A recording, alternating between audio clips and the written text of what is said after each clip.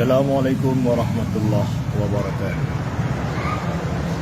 Salam mulia, salam mesin, salam mulia, salam merdeka, salam mulia, salam modelan kedua bangsa Aceh dan Sigom dunia. Semangat. Trip kahana ada menumpuk dalam melalui medsos, melalui live Facebook. Semuanya belum kita tak buka live dari Facebook dengan tema Road to 4 December.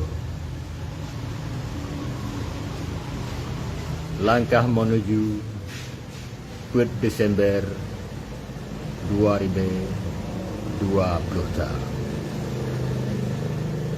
4 Desembernya Naguh uro penyata kelai yang bahawa Acehnya sebuah negara yang modelan. Dengan bacaan teks proklamasi Aceh Merdeka tahun 1976 proklamirkan kembali oleh Paduka Yang Mulia Tengku Sri Hasan Muhammad Idiro, Acehnya adalah sebuah negara yang merdeka yang diakui oleh hukum internasional. Maka hak merdeka bangsa-bangsa terjajahnya tertuang dalam Piagam PBB 1512 dan Resolusi 1526. Maka mutlak bangsa Acehnya wajib merdeka di ruang dunia. Maka bauronya perjuangan bangsa Aceh kadru dalam konsep self-government, pemerintahan sendiri yang dibungkus dalam kesepahaman MOU Helsinki. Maka mari kita bedah MOU Helsinki untuk menuju Aceh berdaulat di ruang dunia. Bandung pihak wajib menghormati kedaulatan Aceh. Bandung pihak wajib menghormati hukum-hukum internasional karena hak bangsa Aceh saban dengan hak bangsa-bangsa yang ada di dunia.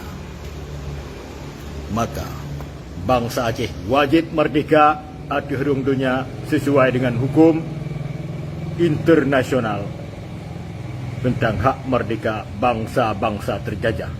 Maka kepada seluruh bangsa-bangsa yang ada di dunia wajib melindungi hak merdeka bangsa Aceh dan wajib memfasilitasi bangsa Aceh untuk menempuh kemerdekaannya. Maka dalam halnya ukir bangsa Aceh ban Sigom dunia jak saban sari tadang bekang tagleng lagi ada pula. Kru semangat ukir bangsa Aceh ban Sigom dunia. Damai naguh langkah awal menuju kemerdekaan yang hakiki. Maka ukir bangsa Aceh ban Sigom dunia jak saban-saban pejuang hukum Allah adih bumi Aceh. Wajib hukum bagi tiap-tiap bangsa Aceh yang kaji mudib. Wajib hukum bagi tiap-tiap bangsa Aceh yang kaji melahi dan dimudib dan insya-Allah akan memati di bumi Aceh. Wajib hukum untuk pedang dalam Allah di bumi Aceh. Bangsa Aceh hana musuh. Bangsa Aceh adalah bangsa yang membawa peradaban. Bangsa Aceh adalah rahmatan lil alamin bagi seluruh bangsa-bangsa yang ada di dunia. Maka penting bagi bangsa Aceh orangnya untuk menyuarakan kebenaran yang hak. Maka undang-undang internasional tentang hak bangsa-bangsa terjajahnya wajib dapat terang lagi dengan bangsa Aceh karena bangsa Aceh nak model di ruang dunia.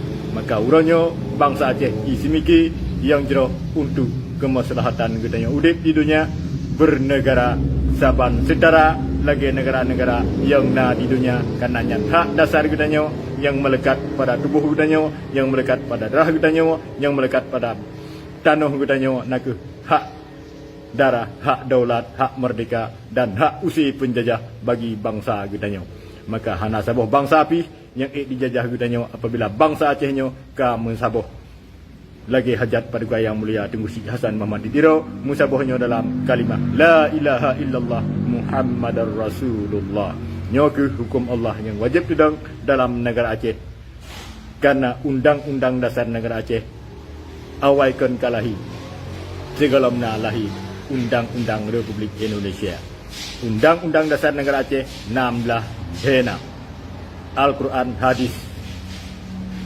Maka dalam matu negaranya disusun dalam sebuah kitab Nuzul Balha Ahlus Sunnah wal Jamaah yang ke tatanan negara. Maka hana musabah si dompi akan teraniaya oleh bangsa Aceh. Maka apabila bangsa yang menyerang bangsa Aceh, maka wajib bagi bangsa Aceh untuk putun kedaulatan aduhnan la ilaha illallah Muhammadar Rasulullah. Hadanallahu wa iyyakum ajma'in. Assalamualaikum warahmatullahi wabarakatuh.